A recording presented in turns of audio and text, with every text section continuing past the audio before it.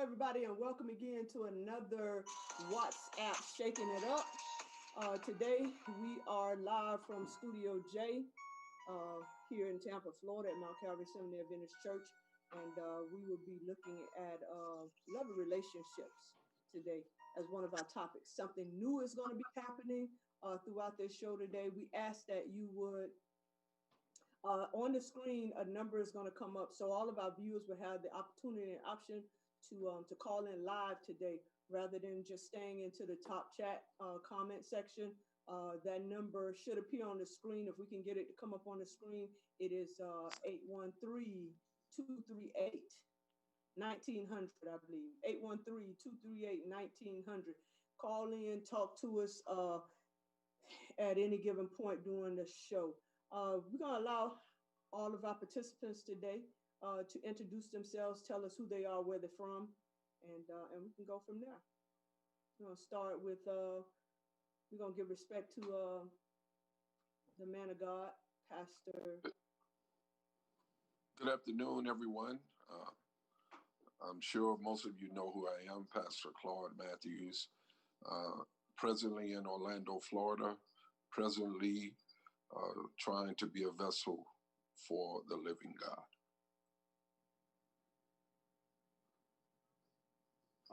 My name is Anthony Anson. I'm from Florida, and I'm presently going to Oakwood University in Alabama. Glad to be here.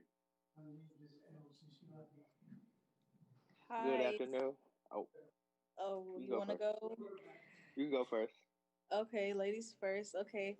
Hi, I'm DEVION Davis, and I am here in Tampa, Florida at Mount Calvary Seventh-day Adventist Church.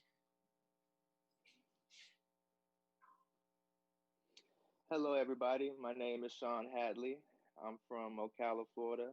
I'm also currently attending Oakwood University in Huntsville, Alabama. And my major is music composition and recording arts. And I'm just trying to go out and minister to God's people through music. All right. Wonderful, wonderful. Okay, we're going to jump right on in this thing today. The question came to me as to what we should be doing during this time of pandemic. And two young men, Anthony and Sean, thought that a good topic for this show today should be on relationship and love in the pandemic. So I know we have previously been discussing that. And so we're going to take another look at that, this topic today through the eyes of different younger people than we had on the show the last time we talked about it. So what is love? Let's start there. Let's start there. What is love exactly?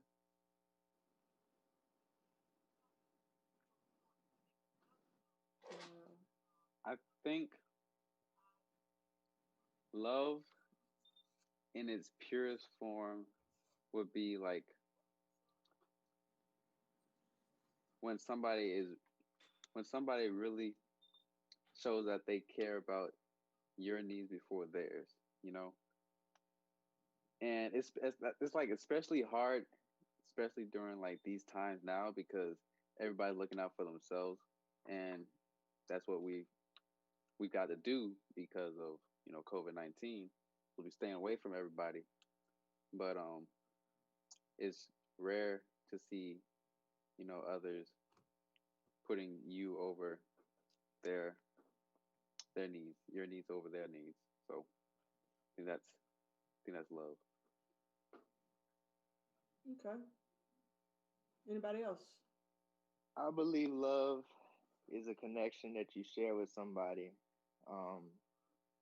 Also, I believe it's something that usually when you love somebody, you either love them because they're a part of your family or they're somebody that you know you can count on. So I believe love is something that you get for somebody when you know that they have your best interests in mind, and it's somebody that you share those same feelings with, whether it be in a relationship, whether it's when you need something and stuff like that. Okay. All right. Anybody else before we move on? Okay, somebody tell me what are some of the characteristics of that you should be looking for when it comes to wanting a relationship with somebody. What are some of the characteristics that you should be looking for in a person?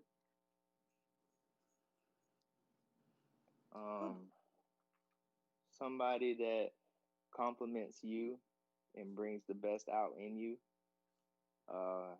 Also, someone you know that you can just have a good time with, whether it be someone that you could just have a good laugh with, just be able to go out and have fun with them.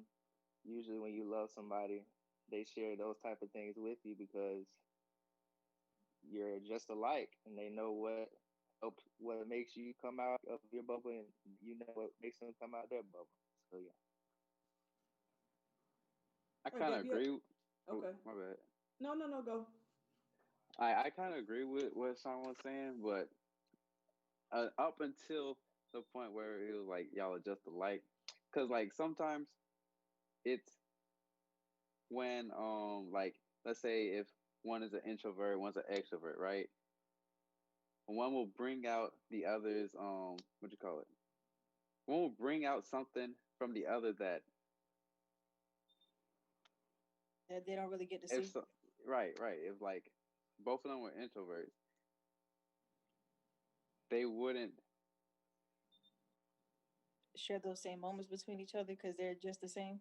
Oh, speak for him, please. Right. Please, right. Thank you. Yeah. Go ahead, take it away, please. What a finish it down. Yeah, I definitely understand where Sean's coming from, but me and Anthony, like, we're on the same page because if you, like, you could be equally yoked with someone, but you have to have that person bring out, you know, the best in you and, like, some of the qualities that you're not used to. Like, if I'm with someone and it's just, like, they like going to the beach all the time, but I don't like being outside, it's like, okay, well, maybe I can just give it a try. That's something, like, they like to do, but I'm kind of, you know, compromising because that's what you have to do when, you know, you're with someone, you compromise a lot, but you definitely want to be with somebody that brings different qualities out of you. Exactly. Pastor, your comment? I have a question if on that piggybacks on this. My question is, you, all three of you have spoken of, you want to be with someone, you want to be compatible, you want to be able to have a good time, you want to be inspired and motivated when you're with them and to be with them. My question is, should you depend on your wanting, your desires, or should you let God lead you to the person? And that's also like another thing, because me and Sean have conversations all the time about, you know, stuff like this, and we like I tell him, you know, we are young, we're still young, God will lead the right ones to us in the right time, but it's also hard to wait at the same time, because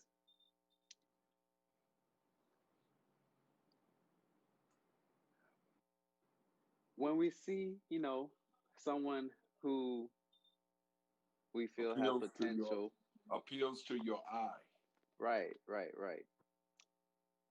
We, you know, it's natural to, you know, want to go talk to them, speak with them, whatnot.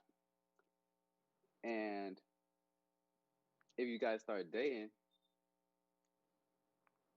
I mean, is it wrong to like already like? Is it wrong to like jump into it without having without exactly waiting? Because God wants us, you know, to move. You know, yes, He's gonna lead the person to us, but when He leads the person to us, we're gonna have to speak. You know, we have to do our part. So I don't know. I don't know. So let me ask this question. Are you saying, when you say jump into it, what do you mean? Like jump into a relationship with them, or? Right. What about a friendship? Yeah. What about that? What about, well, let's go ask Samson. Let's ask Samson about that. Because Samson said he saw some honeys over on the Philistine side, and they were fine, they were hot, and he made his way over there and began to interact with them. And then about getting married and all of that, he, based on his interaction, started talking about that these women or this particular woman pleased him, but he never allowed God to direct him, even through his parents who were encouraging him to go a different way. He was following his own dictates, and that's what I'm talking about. My point to you, and trust me, I have no problem. I told you before of sharing with you my own experience, because number one, I wasn't taught that I should wait on God, that I should lean on God. It was pretty much the people who were around me growing up in the projects. It was pretty much the television that shaped my thinking about who I should be with, who I desired, who I wanted. But if I had been taught about the fact that God looks at the heart, man looks on the outward, God looks at the heart, then I could have said, okay, God, you show me. You show me. And I'm talking about from like the age of 12, 13, 14, because that's when we basically start to formulate young ladies or young men that we like and we're interested in, not knowing that what we have seen on television, not knowing that some of our friends have formulated our thinking about what we want. And then we as individuals believe that what I want supersedes what God wants for me, because I'm not going to be happy. But the truth is that when we allow God to choose our mate, when we allow God to direct our pattern of dating and relationship, that we're going to ultimately be happier than we ever knew we could be by allowing him to do that. So that's the basis of my question is it possible for you right now, Sean, Anthony, D, is it possible for you to say, you know what, I hear you. At this point, I'm going to wait. And I'm going to wait for God. I'm going to ask him to lead me and direct me. Is that possible? Before you guys comment, that's one of the questions that's was in the chat group about we have also to think about what the probable dangers are for not waiting. So when Pastor answer that question that Pastor has, because it says sometimes in response to that, is it hard for us to wait and the dangers that come with it? So let's answer Pastor's question and incorporate that into your answer as well.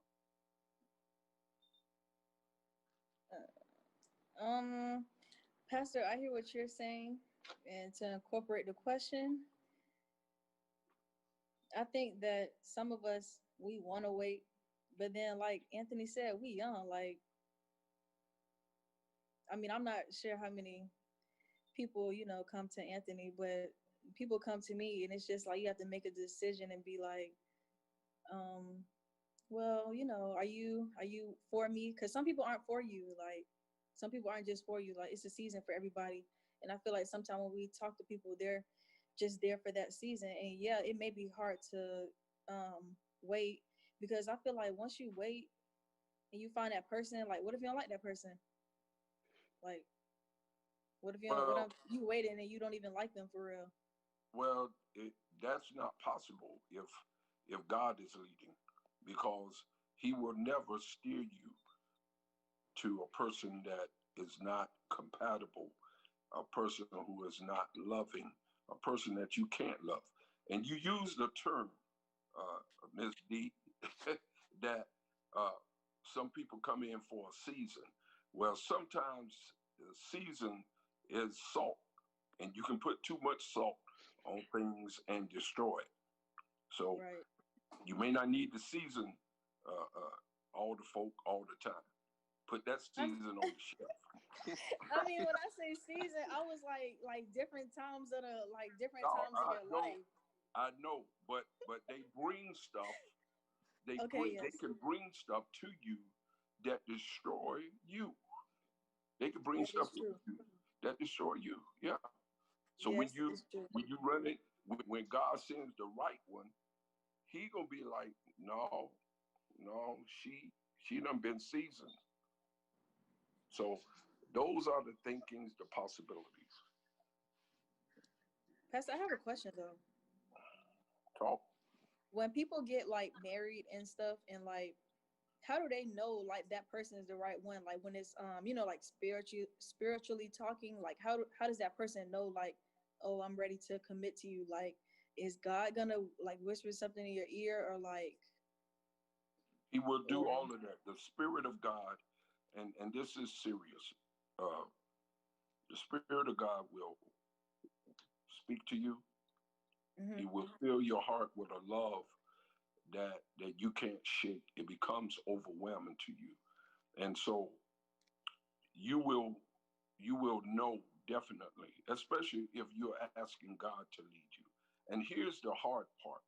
This is why it's so hard, because we want to have everything that we want. We don't trust God enough because we may not know God in that way.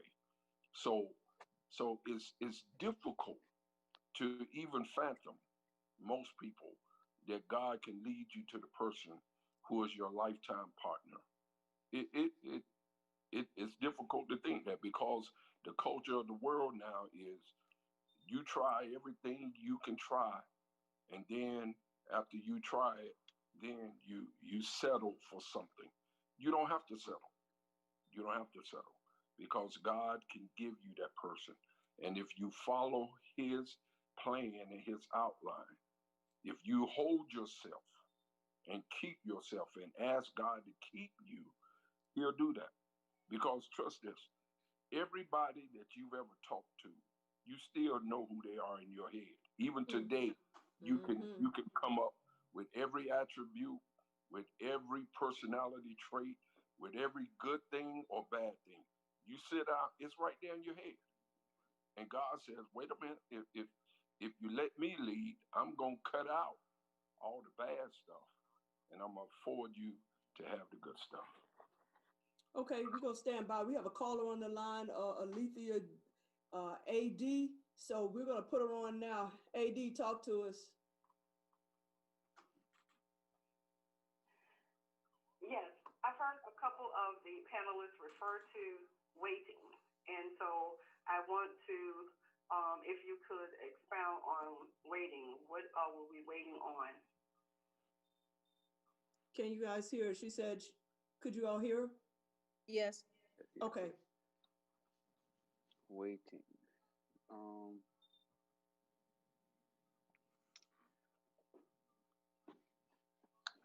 Waiting in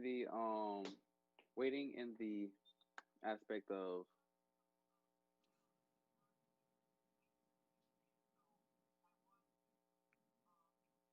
let's see. How do I say this? Anybody can jump in. Okay, yeah, I was about to say waiting for like marriage, or like, I mean, I don't know. I feel like in that text that we're referring to, I think waiting for marriage, like, like stay abstinent, like, don't do all those bad things. But again, we're young people, and of course our minds are gonna, think another way, and God wants us to be able to, think clear and pure, and Right. But it's hard as a young person because, well, to me, I feel like it's hard because it's like you all live to be, the season ages, 40, 50, 60. Mm. It's literally 2020 and I'm about to be 23. So I don't know if the world will end tomorrow. Like, we just don't know. So it's like, you gotta just, I'm not Live. saying try it, but entertain it. But you don't have to be like me. What does Like, that mean? this is my opinion. You don't have to, What you don't have to, you what don't have does to do what it, does but entertain it mean? What does entertain? entertaining means like you're texting someone every single day, you're calling them, you're like meeting up with them with your mask. Don't meet up them with, don't meet up them without a mask. You gotta wear your mask. And like you go on like little occasions, but you have selective people that you can entertain, not just one. Like, it could just be selective people. And it don't even have to be like on a relationship. It could just be like on a friendship level, but you're only like talking to that person that you really, really like. You're entertaining just them. But you can entertain anybody. Just if you were like that one person, you entertaining them like every single day. Like every single day, morning, noon, and night. Mm-hmm. Oh yeah, you had said like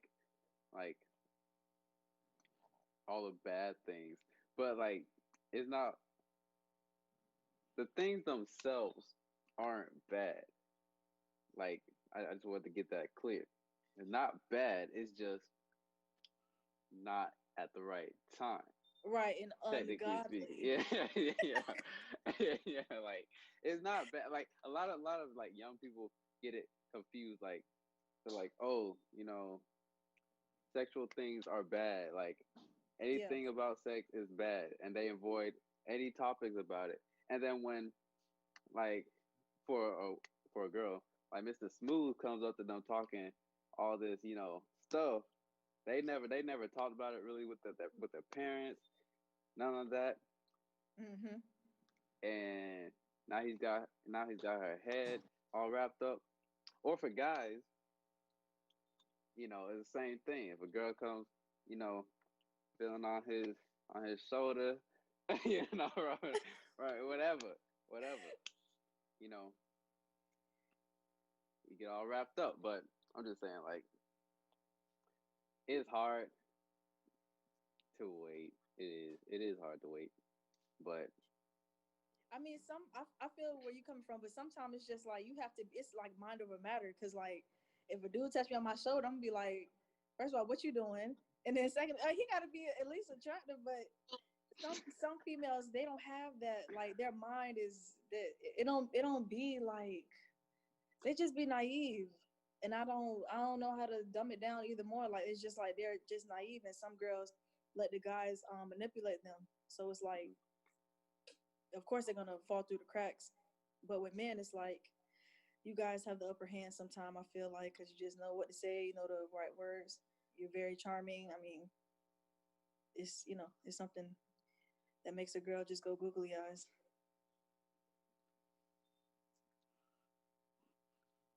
I What's want to Sean say, Patrick? What's Sean Patrick? yeah, Sir, Sean, um, it's hard, especially when you've been waiting a long time, and it seems like somebody come around, they do exactly what you want them to do. They text you, they talk to you more than they Mm-hmm. talk to anybody else. So then you ended up settling down and only thinking about that one person, but then it don't work out. So it is hard, but you still have to understand that if you wait on what God has for you won't end up getting hurt, because that'll be the person for you, and you won't have to worry about having any problems with them. They'll do everything that you want to do, be compatible with them, but you just gotta wait.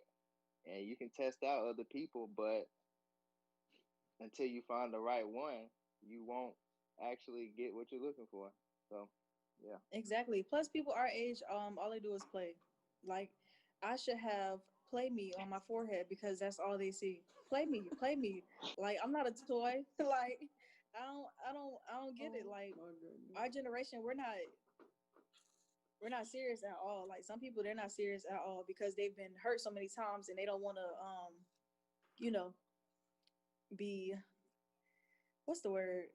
They don't want to be serious. Like me, like I don't want to be serious right now. That's why I always. Lot of. Oh, my bad. Keep going.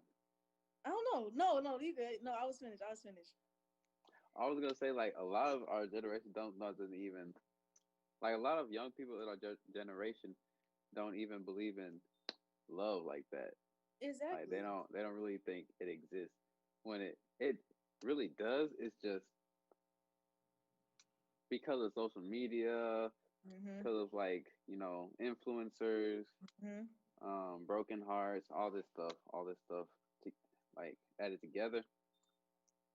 It's creating a lot of confusion and clouding our vision on what exactly is love and how to find it and what our best our best example of is. And that was when, you know, Jesus was down here and he came and he showed us what love was through like every day of his life.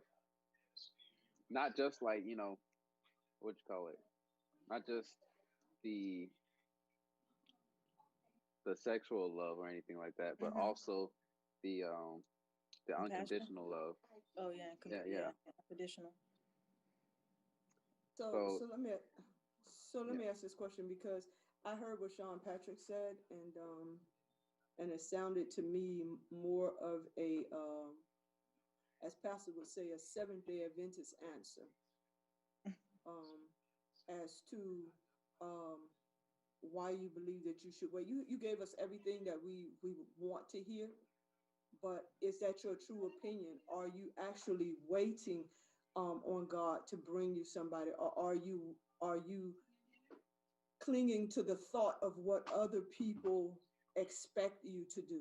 You see what I'm saying? Because I heard Anthony say earlier that, you know, we see somebody we like, and so we're gonna make a move on it. And that's the way we flow. Is that the truth about how the young people are moving through what is considered a relationship in this day and era? Pretty much. Pretty much, yes. So how then, if that is how you're moving, how then will you know what God's voice sounds like if you are moving at the impulse of your will and not of his will? Somebody needs to mute their somebody needs to mute their phone. I mean, or computer. All right, answer that for us, that particular question. If you're not moving at the impulse of God's will and moving at your own, how then is that going to work for you in the long run?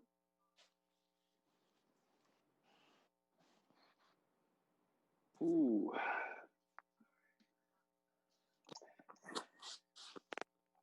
Okay. Uh-oh, that was food for thought, Sean? Food for thought, Anthony? I can't even, that's... See, you go first. I'll let Sean go. No, you got it. Oh, okay. I would say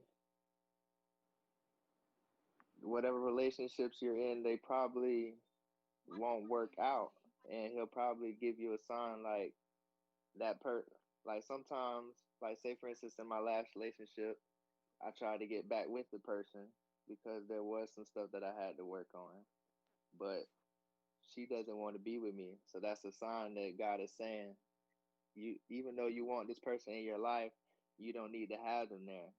And it's good for you to wait because you're going to keep going through this until I lead you to the person that I want you to be with. So I believe until you actually move on what God's principles are and actually develop a relationship and wait for what he has for you, then you're just going to keep getting the same result. Okay. That was a less of a Seventh-day Adventist answer, you know. Yeah, Sean, like for real, like what? Like what? I'm like, okay. So Seventh-day answer, but okay. Give us that real deal, Dev. Give us that real deal one. Okay, me and Anthony are like bouncing off each other. So like, I'm trying to hear what Anthony got to say first, and I want to say my piece. So Anthony, you want me to go first? Yeah, go ahead. Okay, so realistically, being in my 20s, it's very, very hard to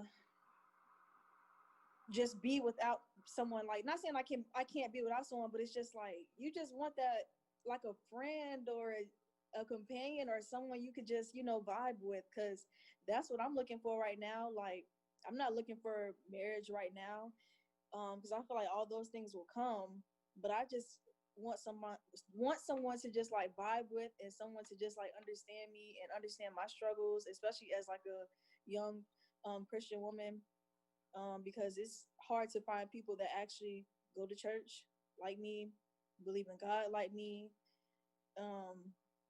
try to tune out all the secular stuff like me. I said try. Just all those things, because we want to wait in our mind, but then it's like physically, it's just like, well, yeah, you go outside, somebody like, oh, you cute, and then you be like, oh, you cute too, and then boom, y'all just start talking. But then it's just like, you don't have to put all your feelings into that person that said you're cute either. Okay, so that's my point there, because I don't want to stop you, but that word feelings, because you're basing that off of what you're feeling. We can't trust our feelings, though. We heard a sermon about that a couple of weeks ago. We can't trust our feelings. Right, you can't. You can't trust your feelings, but judgment plays a part in it too. Then again, it's like, I'm still working on trying to trust God, so that's something I have to like put my faith into, because I trust him, but just to be like, okay, God, here you go. It's kind of hard because I want control. Like, I'm a control freak. Like, I need to control everything. But I'd be like, okay, I can't control this. So, God, what do you need me to do? So but then sometimes I can't hear God sometimes. Like, I can't hear him. You said, I trust you. But, so everything that you said prior to that was negated by that word but. Because if you trust God, there's no but to be left in the mix of that at all. To trust God means that you stepping out like Peter onto the water. You're trusting that point, and when it all becomes about you, then you, like Peter, will fall and drown and say, "Master, save me." Yeah. So that at that point, then you say, "Oh man, I need him to rescue me from this bad relationship or this bad situation that you have put yourself into because you did not trust from the beginning." So trust does play a huge part in that, and we can't be iffy about that. But I saw Pastor's face like light up on something you said, Devion. He itched. No, I was just going to finish the story of Samson, because what Devion was saying, she wants to trust God. But the rest of Samson's story is not only about you being in your 20s, because you said that 2 times. It's about the fact that what's the rest of your story going to be? Is the rest of your story going to be like Samson, who ends up with his eyes put out, who ends up being a public mockery and something that people would laugh at, and they would go by and see him pushing on that mill grinder and all of this, and then they would ultimately bring him out to have sport with him. And he knew that his earlier choices caused him to be where he is. That's why we're having this program today, because all of you, the 3 of you, and those who are listening and looking on in other places, can end up in an abusive relationship, could end up dead, could have children who end up being lost, all because of your choices. And I'm saying, because we have been through it, I've been through it, and I had to actively and earnestly pray to God, God, forgive me for my mistakes. Take where I am right now. I wish I had listened to you when I was younger. There are some things I was not taught. But now that I know, I want to turn my life over to you. And that's why this is so serious. This conversation that we're having about relationship is not only relationship with people that you want to be interested in, people you ultimately want to marry, but relationship with God. And I know that most of you are starting behind the 8 ball, where you don't have that relationship with God, where you don't know that he will speak to you, and where you don't know that he will keep you and that he will guide you every day, that you surrender yourself to him. And you have no reason, based on what you have been introduced to, based on what the world offers you, to trust God, as you said, Devion. Okay. So what were some of the characteristics that you all said constituted a good person to be in a relationship with? Hello? You have to be giving. Hello? And what else you have to be? I think. Hello, you on the line? And loyal. Okay, go. Like when, I'm looking for good aspects in a person that, has potential on being, Can you mute, a future partner. Caller. A future partner. I look to see like if their characteristics fall in line with, the fruit of the spirit. Because the fruit of spirit, like those fruits are the offspring of good character, like godly character. And so if the person's character is in tune with those fruits, and not only theirs, but I also have to like compare myself to those fruits to those fruits too, because I can't be looking for somebody if I'm not right with myself. If I can't hold somebody to those standards if I'm not those standards myself. Exactly. Like I'm not even serious. That's why I'm not taking anybody else serious, because I know myself that I can't sit and be like, yeah, so I want to marry you when I know I don't want to marry this person, when I know that I'm not even serious. So I feel like that's why I said entertaining, because just like how you watch TV, that's entertaining you, right?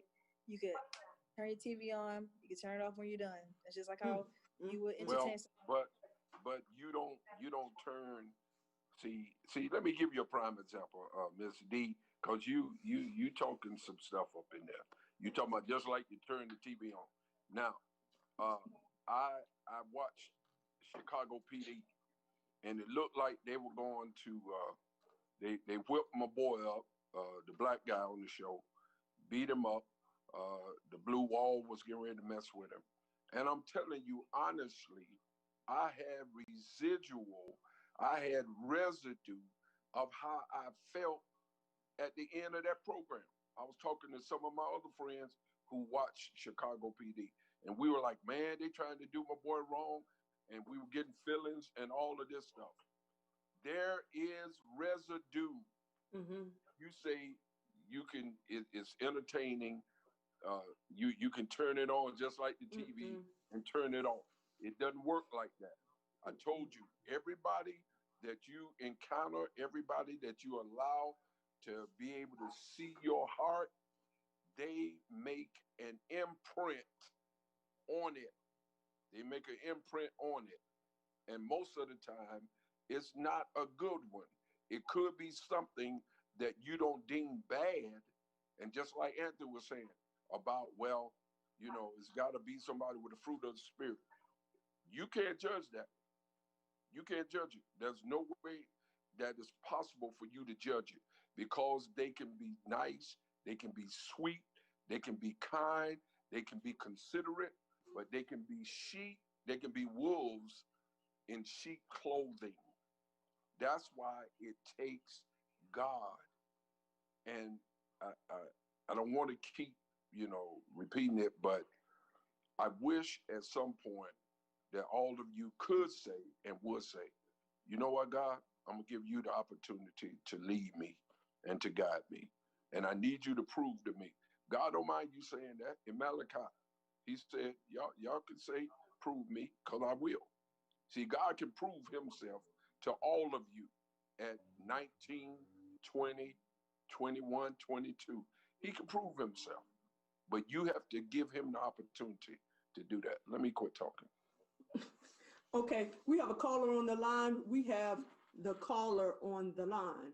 And so we're going to allow the caller to speak to us. Go, caller. Hi, good afternoon, everyone. I just had a question because earlier the program was, it was said that it was entitled Finding Love in the Pandemic.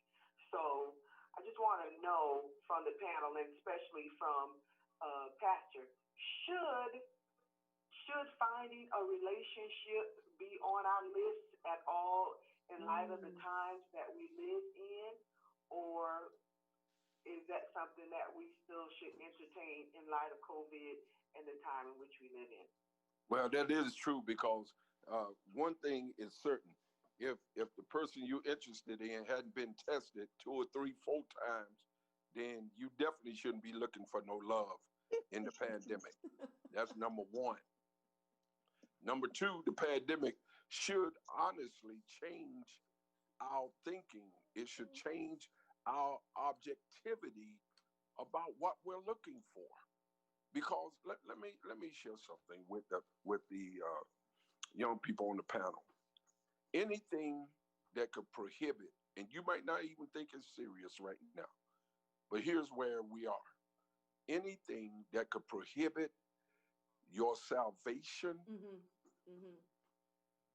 you should run away from it quickly and keep running if they try to run behind you. Anything. Let me tell you how serious this is. I have a family, and there's a 15-year-old and a 12-year-old. And here's their thinking. They went through a bout with depression. They're being counseled and talked to now. But they went through a bout of depression. And when the question was asked, why are you depressed? You're only 12 years old. You have your life in front of you. You're 15 years old. You have a life where you can do anything you want to do. Here's what they said. They said when they look at the pandemic, when they look at the economic crisis, when they look at what is going on politically, that their hope for the future dwindled. It evaporated, because what they see, they said they will not have opportunity to live a good life. Now, and these are not Christians. These are not Christians. They don't proclaim to be Christians. If they look at it like that, what about the 3 of you who are on this call? What about those who are on the panel? What do they see? What do they see? What are they thinking? You know the times in which we're living, unless you don't believe what the Bible is saying. The Bible says when all of these signs and wonders happen, know that the end is coming. And we hear people all the time talking about perilous times. So in this pandemic, we need to be getting ready. This is what Moses told the children of Israel. He says, there's going to be coming something. The angel of death is going to be visiting. Y'all need to pack up, get ready, because we're going to be out of here. Now, we may not leave today. The end may not come tomorrow. But we need to be packing up. We need to be getting serious about our relationship, as I stated earlier, with God first.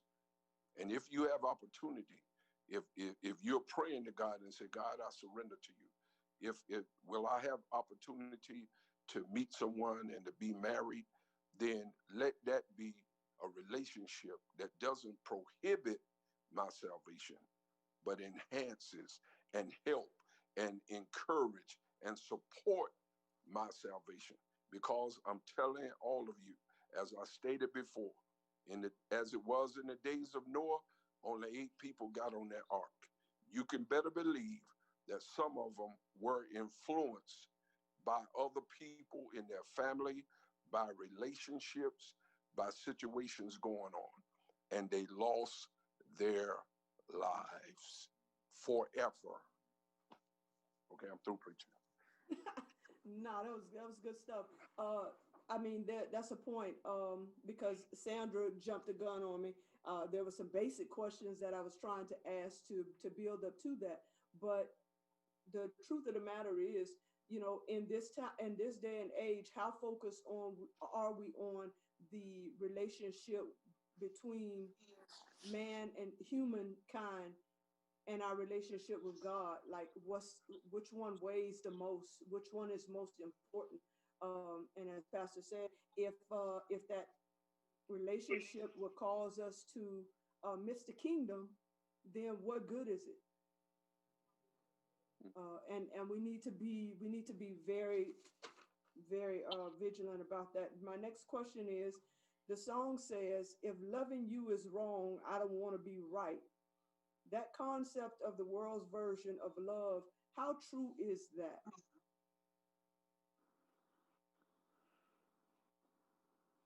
Like to our relationship with God.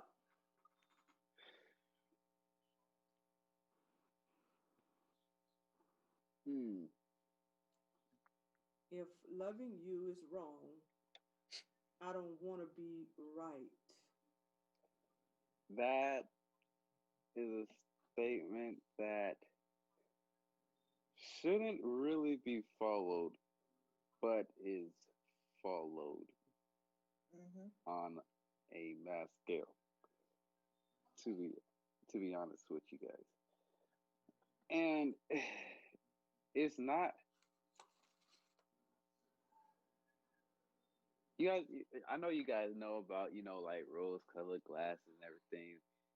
So like, you know, when you see somebody, my dad calls it infatuation, because that's what he's always used that word, you know, growing up.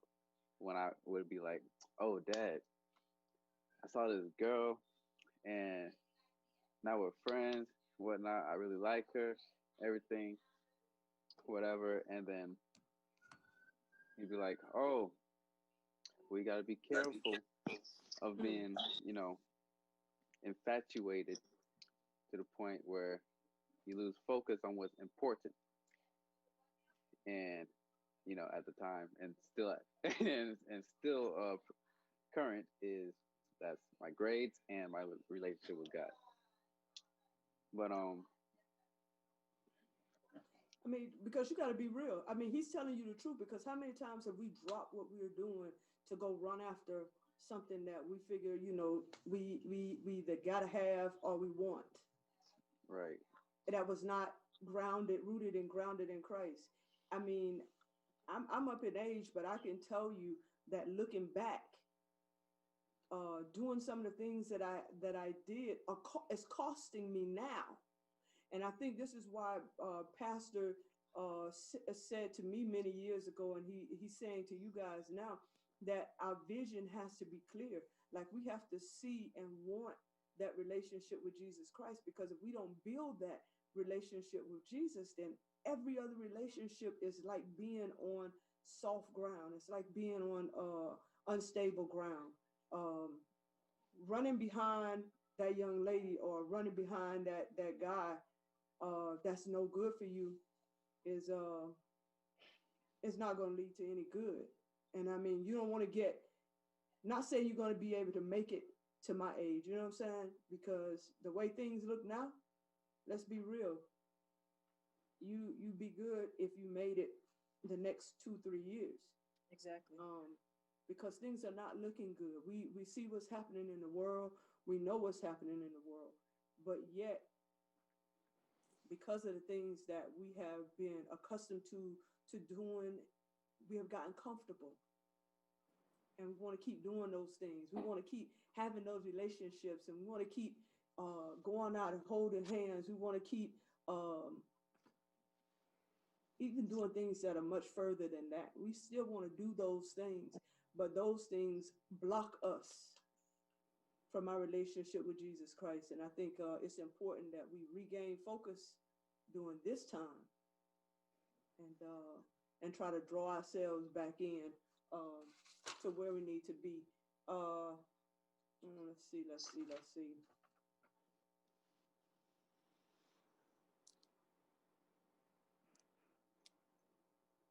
How do we know when that relationship is turned into love? I know DEVION said something earlier about relationship and the feelings that we have, and you know, we know when it's right and we know when it's wrong. How do we know when we have entered into a love relationship? How do we know? Because she said she doesn't always feel God's talking to her. So I'm saying, how do we know that we have entered into a love relationship?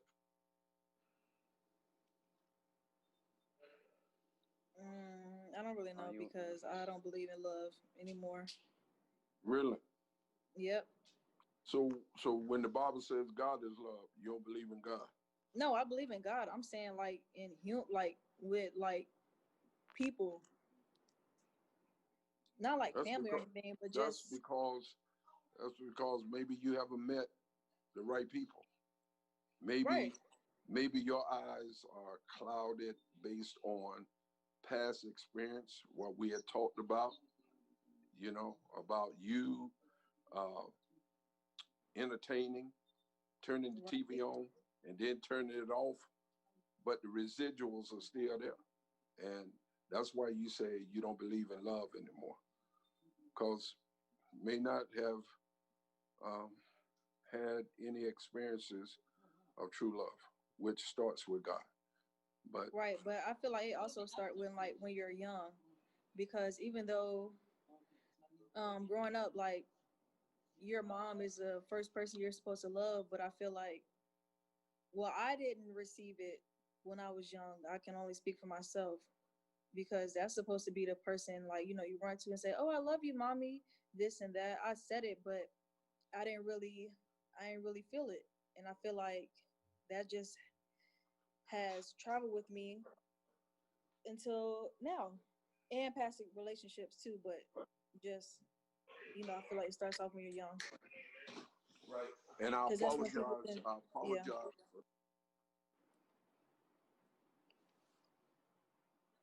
What'd you say, Pastor? He's saying something, but I'm going to go on and comment while Dev, he's going to hold that thought. Okay. Marsha S. says, find someone God-fearing, someone that loves the Lord and will bring you together if it's meant to be. Watch their actions, the way they treat their family and friends. She also says the pandemic should change your state of mind and the mindset. Seeking God and getting closer to our Maker should be first tomorrow and is not promised, even because Jesus is even at the door. Jada D says, amen, Pastor Matthews. Let it be a relationship that doesn't prohibit your relationship with God. Then we have Peter H says, true, Pastor, truth. Residuals are just that, and you don't have to feel love. All right, we're going to caller 1AD. We got caller 1AD on the line. Go caller 1AD. Well, first of all, I just like to say that I understand everybody is tiptoeing around addressing the questions directly. And so they're trying to be religiously correct in what they're saying. My thing is, go ahead and let's just talk about it. Let's not refer to it as it and that. But the facilitator, you just commented and you alluded to the fact that holding hands during the pandemic, is that wrong if I hold somebody's hand? Well, holding hands is not wrong. Don't get me wrong. It's what comes after holding hands become no longer what gives you that buzz. You know, if you smoke or you drink, you get a sensation about you and you feel kind of giddy. After a while, that that one hit, that one drink, it no longer works for you. So holding hands, the butterflies that you feel in your stomach in the beginning, when that ceased to occur, holding hands then becomes something else. So I'm just saying it just grows and it can expand into something else other than just holding hands. And kissing the same way, that touchy feely stuff. Pastor, you're muted. If you're saying something, we don't hear you. So it those things all lead to something else. Okay, can I say something? Oh, yes, go.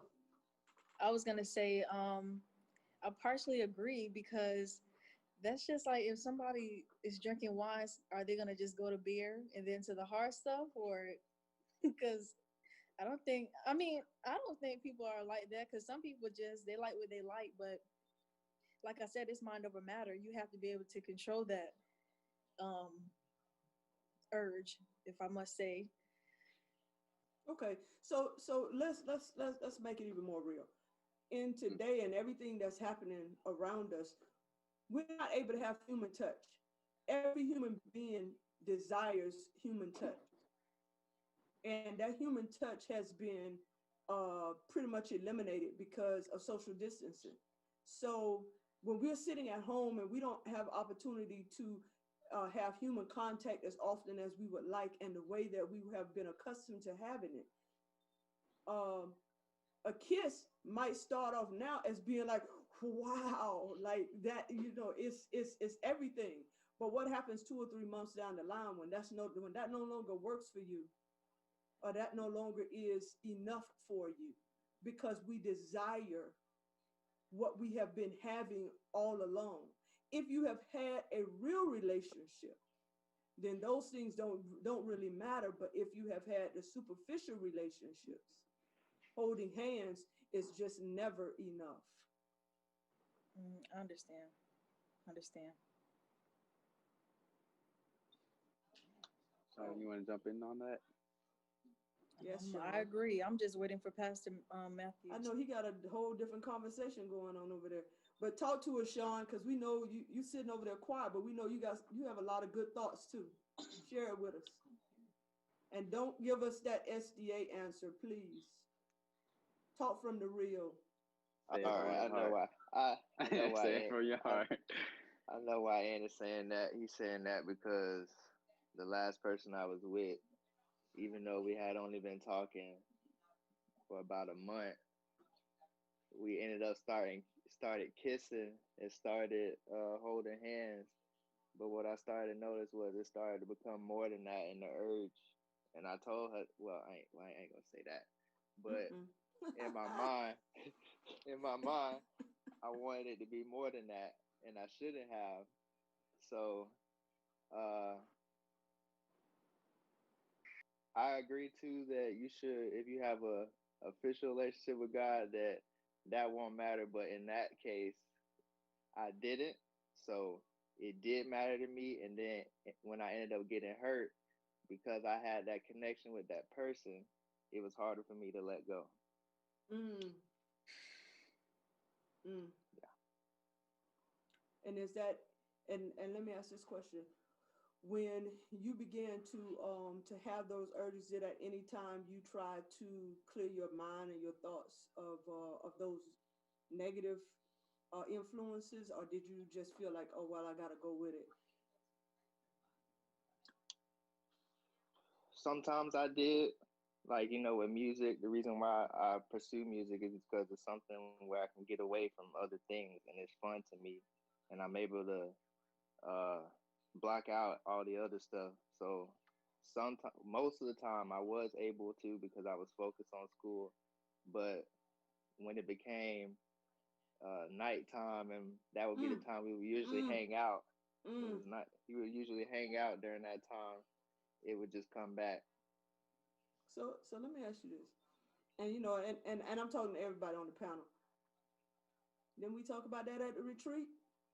Then we talk about them late night conversations, and what late night conversations lead to. Yeah. Because we cannot control the father of darkness.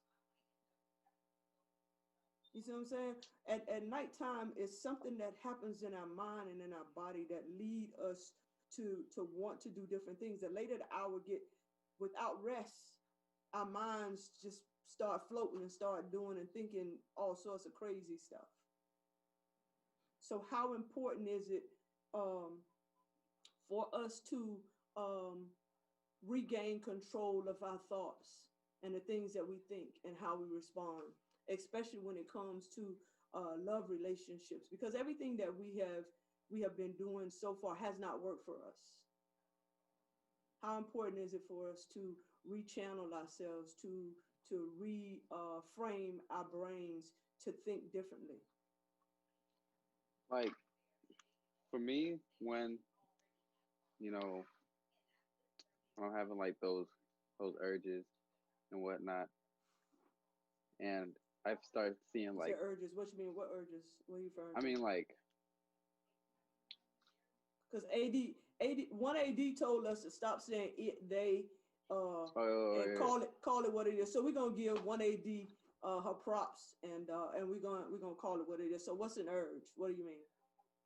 I mean urge. I mean like when I start feeling like, when I start like thinking of let me see, like someone I like in a sexual manner, I start like seeing them, in my mind in that way, and it starts like, my mind starts going on a whole trip. I have to, like, I come to the realization, I'm like, hold on, wait, this is not what, this is not what God would want me to think about. But I end up still losing myself each and every time. I'm like, and then I end up having to, like, literally, like, close my eyes, stop everything I'm doing, and say, Lord, I need you to help me. Because the whole time I'm over there like, oh, I got to stop thinking about this. I got to stop thinking about this. But it doesn't work, But when I ask the Lord to help me, and he starts giving me different things to think about. And so I'm able to like not think about what I was what I was thinking about before.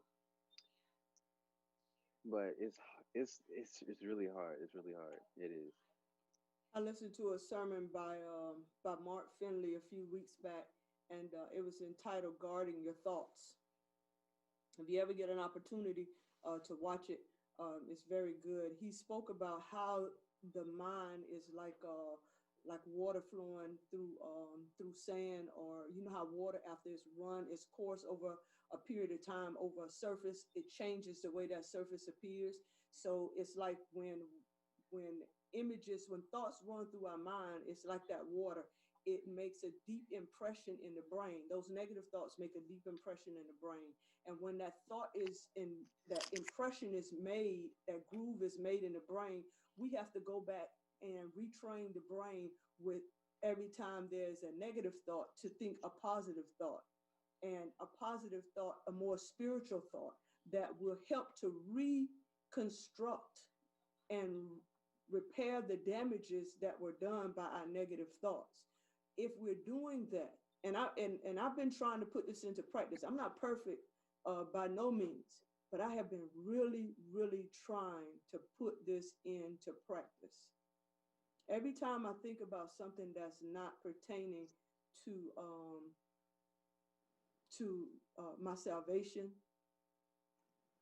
and I'm thinking about, oh man, did you see her shoes? Oh goodness, she looked like she was about to trip and fall. I try to replace that with a positive thought. Or if I see somebody, I'll be like, oh my goodness, Lord have mercy. And like you, Anthony, even at my age, I say to myself, and I have thoughts, and I have to revert those thoughts to something positive. And I try to think about the Bible. I try to think about something I read, and I'm like, Lord, I need to replace that thought. I need to replace that thought. And at the same time, he gives me something. But you know why that happens? Because at the same time, I'm already reading and I'm already studying the word. I'm building that relationship aside from my thought patterns. My thought pattern is when I wake up, am I picking up the Bible? Am I searching out God? In this time, the pandemic, if we can't control our thoughts, we're gonna be in a world of trouble. Yeah. Because the devil is after what? What is he after? He's after our mind. And especially for young people, he's after your mind because you're young. And if he can gain access to your mind, then he has control of you. Let me ask you a question. Where's DEVION at? Where are you, ma'am? I'm still here. Okay. I want to ask a question to all of you, but I want you to answer first. Okay. With hearing what has been stated about controlling of your mind, about Anthony saying that he has had these thoughts and he had to literally ask God to take these thoughts, to overwhelm his mind with something outside of possibly sinning, because he was on the verge of lusting, which is sin, which is just as devastating as the act. Mm-hmm. But it affects him. It affects you. How fearful, being 100, how fearful are the three of you who are on this line about the fact that you can lose control of your mind, where you think that you're in charge and you said you're a control freak, but actually you're not in charge, that you can lose control of your mind and may have already, in some instances, lost control of your mind. How fearful, based on where we are in Earth's history, which means that we're closer than we ever been before. How fearful are you about that? Have you ever thought about that? Being afraid that, you know what, if I'm not in control, I could be lost. I could lose this. This battle could be lost to me. I'm fearful, yes, but like I said before, I'm still working on my relationship with God. So, I mean, God knows my heart. He knows what I think because I talk to him morning, noon, and night. So he understands that I need to, put my trust in him and stop trying to control things that I don't have control over. Okay. Now, I've heard people, and this is not singling you out, but I just want to make the point for whoever is there. When we make that statement, God knows my heart, that's true. He knows our heart can be evil. He knows our heart can be away from him. So he knows it, but the decision to come to him and surrender to him is yours. It is Anthony's. It is Sean's. It is whoever else is on this call. It's mine. We have to make a conscious choice to choose him. And trust me, I told y'all before, I don't mind telling you my history, because I wouldn't be here if God hadn't had mercy and love for me. And just like you growing up in the church, did some of the most dastardly things that anybody could do. I was the biggest sinner of the Seventh-day Adventists, but I wore the sweater 7 days. And that's what I was doing. How many years now? I was sinning 7 days. That's what I was doing. And because if you have no consciousness of the time in which we're living, do you have any fear? I mean, what about you, Anthony? I'm looking at you right now. What about you? Any fear? I do fear the possibility of losing. Okay.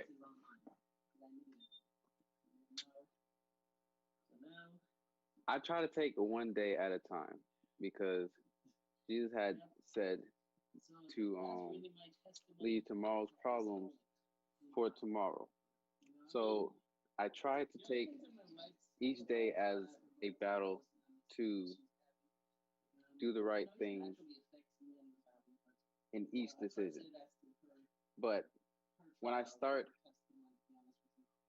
losing battles each and every day, back to back to the back, I start getting fearful of possibly.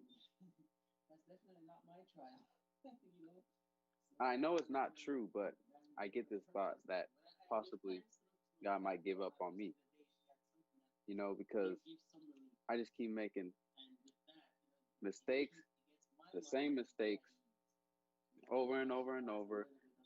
I'm trying, and I feel like my mind is fighting against me. And then I'm reminded of what Paul said when he said, every day we should look to try to die to ourselves. He said, die to ourselves daily. And so I'm reassured that the possibility of, yes, there's a possibility of me losing my mind to, to my fears, to depression, to whatever it is. But it's when I put my trust in God and literally allow Him to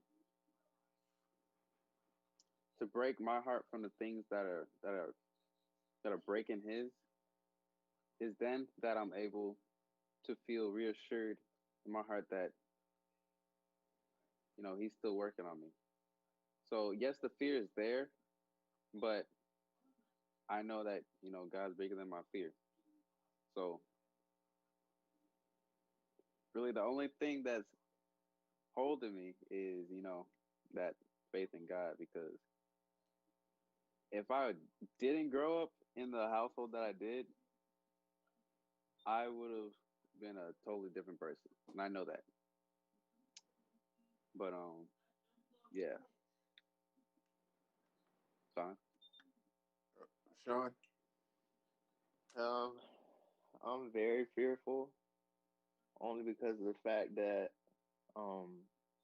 for example, I'm going through a battle with anxiety, and it's really, really bad, and it has caused me to not do a lot of things that I want to do. Like, say for instance, I don't got into piano.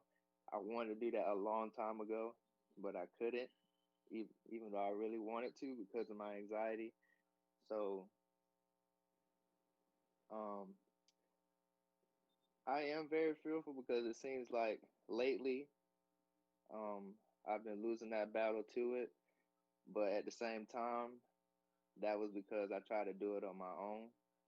So I know that now that I'm praying more, I'm reading the Bible more, learning more about the confidence that comes from God, I know that I'll be able to beat it, and there's an escape to it. I just have to study more and get a better relationship with Him. Let me say this. We only got like 10 minutes left, probably 9 now. And let me say to all three of you guys, here's what Paul says. Paul says, he says, the thing that I would do, I don't do. The things that I don't want to do, those are the things that I do. And that sounds like all of us, doesn't it? Sounds like all of us. And he says, O wretched man that I am, who shall deliver me from this body of death? And that was a profound statement, because he knew that if he continued in doing the things that he didn't want to do, the things that were against God, that he would end up dead. Not only dead for this life, but dead eternally. And the answer came that it is God who can deliver him. It is God that can deliver you. It is God that can deliver me. We have to trust God. And I promise you, I said this before, if you turn your life over to God, the responsibility of you being saved no longer is yours. Because many times we think with a mindset of do religion, that, yeah, there are some things we have to do, but we can't save ourselves. We have to turn ourselves over to him. And he is faithful, the Bible says, and just to deliver us faultless before the Father. That's what the Bible says. He can present you guys faultless. And I know it's tough. I've been there. And I told y'all before, everything that you possibly could be introduced to, want to do, end up doing, I've done it. I've done it. And it's only through the mercy and the grace of God. It's only through other people praying for you, like your parents, like your siblings, like your church family, that you will be able to overcome. And so I'm through preaching. I'm going to turn it back over to the narrator and let her close us out. I just wanted to say before we left that I've committed myself to trying to learn the promises of God. And this week, one of the things that I learned, it was in Hebrews 4, verse 16. Hebrews 4, verse 16. Let us come with confidence before the throne of grace, that we may receive mercy and find grace to help in the time of need. That's the verse that I learned this past week, and it has strengthened me. So I encourage you to you can look on YouTube, you can look it up on Google, whatever. Learn the promises of God. Learn them. Learn what they are. Commit God's word to your heart, because the Bibles, as we know it, will no longer be around at some point in time, and we have to have those words written within our hearts. And so as we move forward, we are looking